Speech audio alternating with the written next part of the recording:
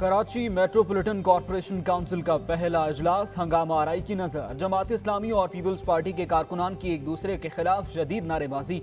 आपकी हंगामा आराई को कराची वाले देख रहे हैं। मेयर कराची मुर्तजा वहाब का रास्ता रोकने वाले मुजाहिरीन से मुकालमा।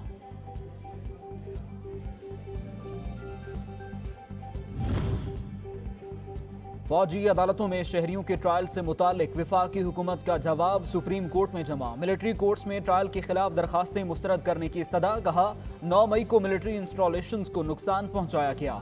मुल्जिमान को सजाएं भी आर्मी एक्ट के तहत मिलनी चाहिए।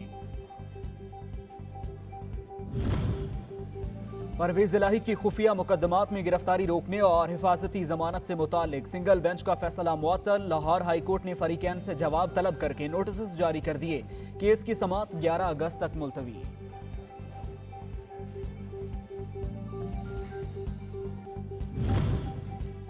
वज़ीर-ए-आज़म शहबाज शरीफ का श्रीलंकन सदर को टेलीफोन। IMF मुआहदे पर इजहार तशक्कुर। कहा मुश्किल वक्त में श्रीलंका ने ताउन करके करीबी दोस्त होने का सबूत दिया।